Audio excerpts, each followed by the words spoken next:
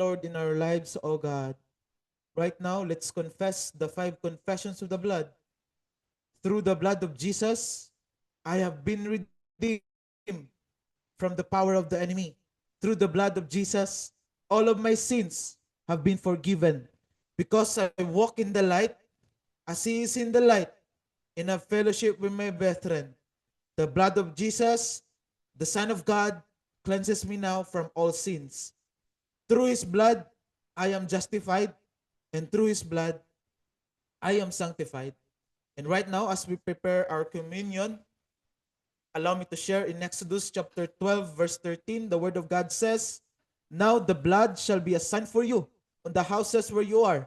And when I see the blood, I will pass over, and the plague shall not be on you to destroy you when I strike the land of Egypt." In Exodus chapter 12, verse 14, "So this day shall be to you a memorial, and you shall keep it as a feast to the Lord throughout your generations. You shall keep it as a feast by an everlasting ordinance." The word of God says, "He who eats my flesh and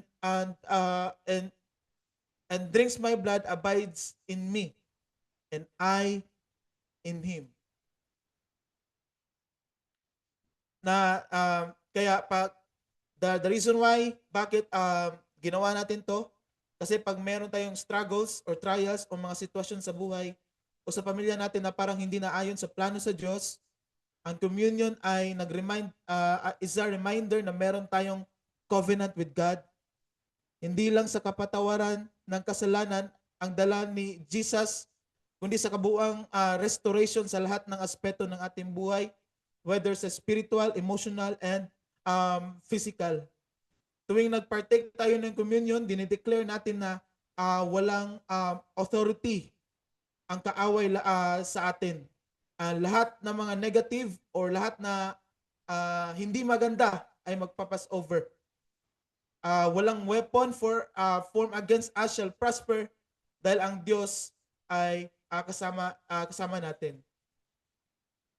Ang tinapay is nagsimbolo ito ng body of Christ, at yung wine ay nagsimbolo sa blood ni Christ. Ito ay nagpapaalala sa atin na si Christ ay pinako si Christ sa cross. Remember natin yung dugo. Remember natin yung powerful ng blood ni Jesus. Kaya ang word of God says in 1 Corinthians chapter 11 verse 23, "For I received from the Lord that which I also delivered to you, that the Lord Jesus on the same night in which he was betrayed and took bread." And verse 24 to 26, "And we had given thanks, he broke it and said, 'Take it, this is my body, which is broken for you. Do this in remembrance of me.' In the same manner, he also took the cup, supper, and saying, 'This cup is the new covenant in my blood. This do as often as you drink it in remembrance of me. For as often as you eat this bread and drink this cup, you proclaim the Lord's death till He comes." Ngayon, no, sabayin natin sa pag-inom at sa pagkain ng bread at saka juice.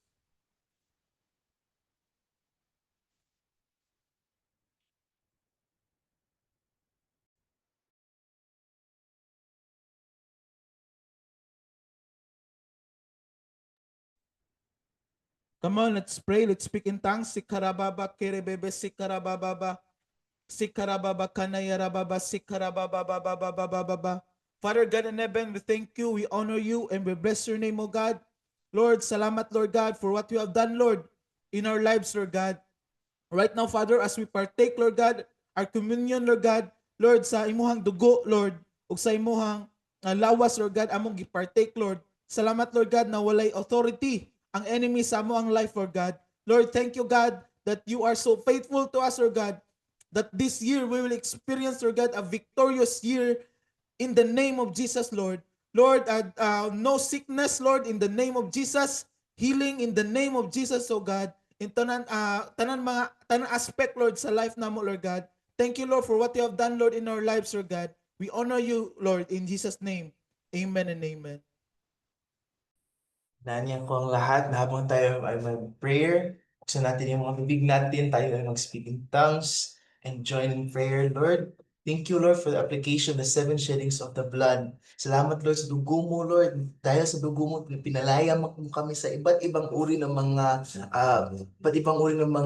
condemnations at mga curses sa buhay namin.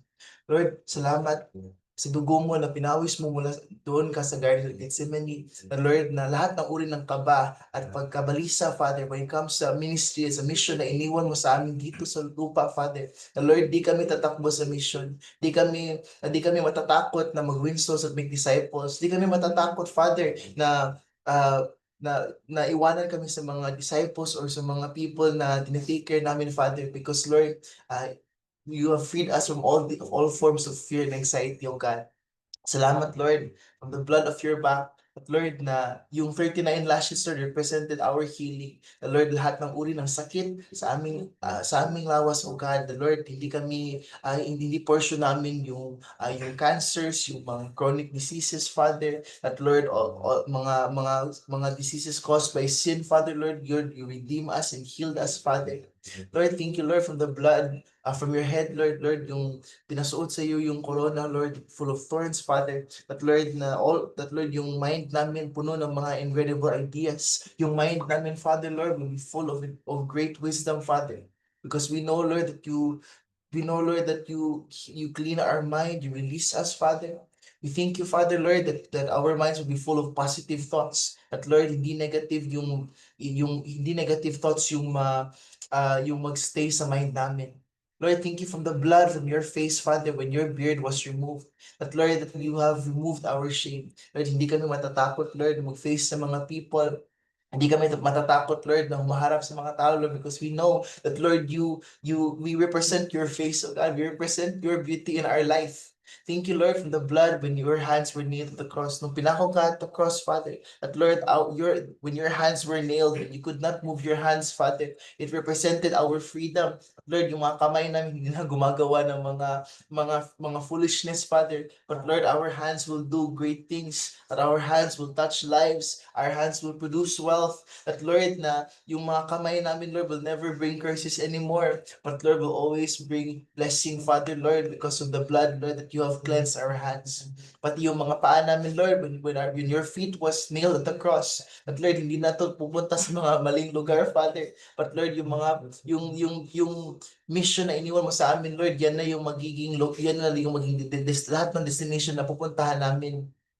Ayon siya sa mission mo, Father. That Lord, that we will because we are doing your mission, Father, Lord, we will have the anointing to send disciples, and as well as the blood from your heart, Father. Salamat, Lord, na inayos mo yung mga hearts namin.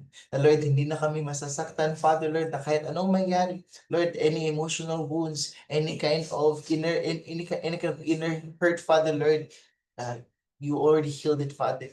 That Lord, we can love, we can be sensitive, we can accept people for who they are, Father, Lord, in your eyes, oh God. That Lord, we'll have compassion and patience for others. Thank you, Lord, for your blood. Salamat, oh God. In your mighty name we pray. Amen and amen.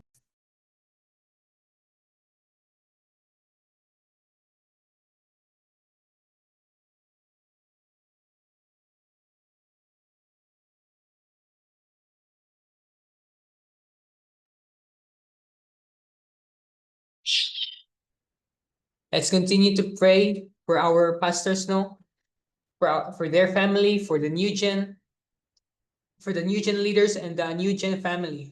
Father, in the name of Jesus, we declare that the power and anointing of the Holy Spirit over our man and woman of God, Pastor Nonon and Pastor Artini, together with their family, of God, with their children, Isa and David.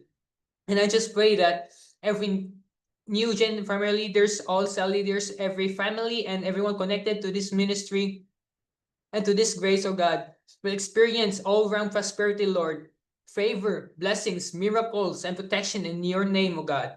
And I just pray, Lord, that every prayer, Lord, and every prayer we'll pray, O God, will be answered and that everything that we need will be met, O God, and that every dream will be fulfilled in Jesus' name. We also declare wisdom, discernment, and fire to do your great things and to do great exploits in Jesus' name. Because as your word says in Daniel chapter 11, verse 32, but the people who know their God shall be strong and carry out great exploits. We also declare that you will avenge us, O Lord. You will avenge us from our enemies, O God. We declare your word in Isaiah chapter 54, verses 15 and 17, that if anyone does attack us, it will not be your doing, O God. Whoever attacks us will surrender to us, and that every weapon formed against us shall not prosper, and every tongue which rises against us in the judgment will shall condemn. This is our heritage, O God, as your children, as your servants, Lord, and that this is our righteousness, O God. We also pray that people who plan evil against us, those with evil plans will not prosper, Lord God. Because it says in your word in Deuteronomy chapter 28, verse 7, that the Lord will grant that the Lord will grant the enemies who rise up against us will be defeated before us. They will also come from one direction but flee from us in seven. And also in Psalms chapter 17, verses 15 to 17, that they dig a deep pit and to trap others, they fall into it themselves. The trouble they make for others backfires on them. The violence they plan fails on their own heads. I will thank the Lord because he is just, and we will sing praises to the name of the Lord Most High. Yes, Lord, those who will plan against us, or God, will not prosper. Ilang plans, oh God, it will fail, Lord. And that everything ilang mga plano, Lord God, backfire diha sa ila, Lord God. And also says, and lastly, it also says in your word, Lord God, in Deuteronomy chapter 32, verse 35, soon our enemies will get what they deserve. Suddenly they will slip, and a total disaster will quickly follow. We just thank you, Lord God. We praise you. We glorify, Lord God. We invoke our confident covenant with you, O God. And we believe that we will never be defeated. We're always victorious in your name. In Jesus' mighty name, by the Holy Spirit. Amen and amen.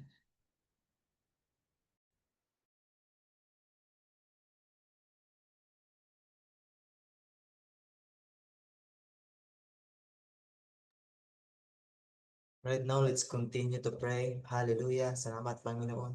Father, in the name of Jesus, Lord, we call out to come to the team. Lord, the godly, sold out, strong, wise, committed, oh God. Primary 12, 144 C leaders, 1728 C leaders. We pray for 1,000 C leaders this year, oh God. Thank you, oh God. Lord, na mag-entrust ka sa amin, oh God. Na Lord, mga leaders, oh God, who are spiritual, oh God, and not emotional, oh God. Thank you, oh God, for the leaders, oh God, na mo ipang-entrust sa amin, oh God. Salamat, Panginoon, oh God. Lord, for the fruitfulness, oh God. Thank you, oh God. Lord, that you'll increase us, oh God, in all aspect in our life, oh God. Lord, right now, oh God, Lord, maraming salamat, oh God, that this year, oh God, Lord, may experience namin, oh God, and Lord, overflow, oh God, multiplication in ministry, oh God, and Lord, in ministry, oh God, thank you, oh God, that Lord, salamat, maraming salamat, oh God, that Lord, will enjoy, oh God, solving problem, oh God, and Lord, thank you, oh God, that Lord, we can produce world-class result, oh God, Lord, leaders, multi-millionaires, oh God. Thank you, oh God, that Lord, we find expression in our lives in the name of Jesus, oh God. Lord, we declare, oh God, in Colossians 1, chapter 10, so that you may live a life worthy of the Lord and please Him in every way, bearing fruit in every good work, growing in the knowledge of God. Maraming salamat, oh God, that Lord, because of your knowledge, oh God, Lord, we bring fruit, oh God, in every good work, oh God. Maraming salamat, oh God, that you're gonna bless, oh God, all the works in our hands. Lord, thank you, oh God, Lord, in Psalm 12 to 1 to 3. Praise the Lord. Blessed are those who fear in the Lord, who find great delight in his command. Their children will be mighty in the land. The generation of the upright will be blessed. Wealth and riches are in their houses, and their righteousness endures forever. Maraming salamat, O God, at Lord, our children's churches, O God. Lord, we mighty in the land, O God. Thank you, O God, that Lord, we have that anointing, O God, that Lord, mag-dominate me, O God, Lord, in this Lord, community, O God, na imong gipang-entrust sa amin, O God. Maraming salamat, O God, Lord, for the multiplication, O God, fruitfulness, O God. Thank you, Lord, in the name of Jesus. Amen. Come on, let's continue to pray. Prayer point number 4. Father, in the name of Jesus, we pray for our nation, Philippines. We pull down every strongholds, every works of the devil in Jesus' name. We pray for godly leaders that truly serve our nation with integrity. Will call out on the blessing and favor that you have prepared for our nation. Yes, Lord, Father God in heaven, Lord God, thank you, Lord God, for what you have done, Lord, sa lives, sa among mga sa lives na Lord God. Thank you, Lord God, for the cross. Thank you, Lord God, for your blood, Lord God. Lord, I declare and I decree, no weapon enemy will shall prosper sa aming mga life, Lord God, sa aming mga buhay, Lord God. I declare and I decree sa mga strongholds and every works of the devil in Jesus' name. Lord, ikaw, Lord God, yung prepare mo, Lord God, mas maganda, Lord God. Thank you, Lord God, sa mga blessings, Lord God. Thank you, Lord God, sa mga blessings, sa favor, Lord God, sa among nation, Lord God. Ikaw, Lord God, maka-bless sa among nation, Lord God. Lord, more pa mo i-bless ang nation na mo, Lord God. Nga, Lord, ikaw, Lord God, maka-protect, Lord God, sa among nation, Lord God. Na, Lord, salamat, Lord God, sa mga truly serve our nation, Lord God. Salamat, Lord God. We pray, Lord God, for Pastor MG, Lord God, for surgery, Lord God, declaring quick and successful surgery in Jesus' name. His entire organs and body will be strong, prepared for this surgery. Calcium will be normalized, no complication in Jesus' name. Fast, full, and permanent restoration of health in Jesus' name. For Pastor Jovi Ibol, Lord God, we pray, Lord God, sa complete healing, no complication, a healthy heart, and fully restored organ in Jesus' name. We pray, Lord God, for Bro in Edsam in Ozamis. We also pray for his complete healing, Lord God, cleansed blood, no complication, and totally restoration of his body in Jesus, whole body in Jesus' name. We declare both will come out in ICU and be discharged healthy and safe from the hospital in Jesus' name. Lord, ngayon ka, Lord God, sa imong word in James 5:16, Lord God, the prayer of a righteous person is a powerful and effective, Lord God. Lord, salamat, Lord God, nga among prayer, Lord God, is a powerful and effective, Lord God. We pray also, Lord God, kang Jovi malingin, we declare for your protection in Jesus' name. We pray for your miracle healing upon her, Lord God. We rebuke every complication and make her body strong and healthy, Lord God. Lord, ingin ka, Lord God, sa imong word, Lord God, in Matthew 8:17, this fulfilled the word of the Lord through the prophet Isaiah, who said, He took our sickness and removed our disease. Salamat, Lord God, na Lord, ikaw, Lord God, makawala sa among sickness o imong remove sa mga disease, Lord God. Na Lord, dili among portion ang mga sakit, Lord God. Salamat, Lord God, ingka, Lord God, sa imong word in Jeremiah 30:17, for I will restore health to you and your wounds I will heal, declares the Lord. Thank you, Lord God. Lord, ikaw, Lord God, maka-complete healing sa among mga life, Lord God. Na Lord, na tanan ng mga sakit, Lord God, nangayog mga healing, Lord God, I declare and I decree, Lord God. Lord, ikaw, Lord God, makahatag sa ilang complete healing, Lord God, restore health, Lord God, and salamat, Lord God. Ikaw, Lord God, salamat, Lord God, sa imong dugo, Lord God. Salamat, Lord God, for your blood, Lord God. Nga, Lord, kami, Lord God, we are healed, Lord God. Lord, thank you ka, Lord God, sa imong word in Psalm 66:19. But God has surely listened and has heard our prayers, Lord God. Lord, salamat, Lord God, nga, Lord, ikaw, Lord God, maka-hear sa among mga prayer, Lord God, na Lord, I declare na I decree, Lord God, nga Lord, na kami tanan, Lord God, walay sakit, walay portion na mo, Lord God.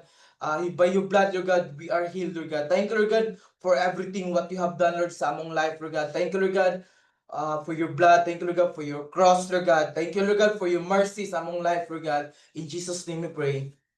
Amen. Patuloy tayo mananalangin. Father, salamat, O God, na nilagay mo sa amin yung confidence, Lord, na Lord, yung 6,000 to 10,000 seating capacity church ay may construct na, Father. Thank you, Lord, for allowing us to reach this far, that, Lord, that you're going to continue to do more things, Father, Lord, that, Lord, na you will provide, Father, Lord, the equipment, you will provide, Lord, the materials, Father, that, Lord, you will bless every person involved in the construction, lahat ng mga construction workers, yung mga laborers, engineers, Father, that you will bless their minds, their hearts, that you will give them presence of mind, Father, sa paggawa ng building na ito. Thank you, Father, that you will prevent every confusion or conflict or disturbance that may hinder this construction. You will protect every worker, You will make every condition perfect, Father. That, Lord, you will give them solutions to every problem they may face. That, Lord, we entrust everything into your care. We claim peace, order, and favor, that there will be peace in the construction and on the land. That no one will cause trouble, Father, in the construction of the new worship center, O God. Lord, we declare the favor of God in favor of men. Salamat, O God, that you will allow us, Lord, to make new strides, Father, in the ministry. That, Lord, you will allow the government and private institutions to work with us, Father, and as we continue to share your ministry, Father, to others. You said in Proverbs 21, verse 1, in the Lord's hand, the king's heart is a stream of water that he channels towards all who pleases him. Thank you, Father, that you will allow, Lord, your favor to be on our side. Thank you for your faithfulness and your favor, Father. That, Lord, na we'll continue, Lord, we pray for more hectares of land. That, Lord, na may parking na kami for expansion of the church. Lord, for the greater vision that you have planted in our hearts, Father. That, Lord, continue, Lord, to increase our capabilities, Lord. Lord, continue to bless every barn, every Vatskino. That, Lord, na lahat ng mga ginagawa namin patungo sa iyo, God, that, Lord, there will be no confusion, no opposition, no delay, only peace, provision, open doors. Bless this church building project, Father, and cause it to grow beyond what we could ask or imagine, Father, for your glory and for the good of many. Thank you, O God. You said, Lord, Exodus 36, verse 3, they received from Moses all the offerings the Israelites have brought to carry out the work of constructing the sanctuary, and the people continue to bring free will offerings morning after morning. And that, Lord, we continue to pray for non-stop and abundant provision. Thank you that you will bless every business, every new gen leader. Lord, that you'll continue to show miracle after miracle to every single person connected to this vision you showed us, Father. You said in Isaiah 60, verse 11, therefore your gates shall be open continually, you shall not be shut day or night, that men may bring to you the wealth of the Gentiles and their kings in possession. In Isaiah 58, verse 11, the Lord will guide you always, he will satisfy your needs in a sun-scorched land, and will strengthen your frame. You will be like a well-watered garden, like a spring whose waters never fail. Thank you for new clients, Lord, for new businesses, and to every trainee, Father, Lord, continue to bless them, Father, that they will gain clients even if hindi pa tapos yung training nila. Isaiah 58 verse 12, your people will rebuild the ancient ruins and will raise up the old shade foundations. It will be called repair of broken walls, restore of streets with dwellings. Everyone who will sow will experience restoration of dreams, life, family, and business. Everyone will live impactful and overflowing life in the name of Jesus. Amen and amen. Thank you, God. Amen. Good morning, everyone. Welcome sa ating midnight prayer. So I would like to thank God for this opportunity po na makashare ngayon sa ating word. Continuation po sa shinare ko kahapon. Kahapon sa topic natin ngayon, meron tayong 6 points pero kahapon 3 points lang yung shinare ko. Iraran through ko po yung previous points po, no, para ano tayo, mas ma-updated tayo. So number one is medical limits versus God's hope. Number 2, God delivers in times of trouble. And number 3, the power of God's word. Before we proceed, no, come on, let's pray. Mag-pray tayo, no. Father God in heaven, Lord, we thank you, God. We honor you and we bless your name, O God. Lord, salamat, Lord God, sa word, Lord, na among ma-receive, Lord God. Lord, and we declare, Lord, nga open among mind, Lord, og among hearts, Lord, to receive your words, Lord God. Lord, nga dili mi over familiar sa word, Lord, na among i-share karon, O God. Thank you, God, for what you have done, Lord, in our lives, Lord God. In Jesus' name, amen and amen. So karon, no, mag-proceed po tayo sa iba sa point number 4 through kasi itong chapter 3, it's all about this is all about God's healing. So napakaganda po ito na chapter para mai-practice natin na ma-strengthen ng ating faith through healing. Amen.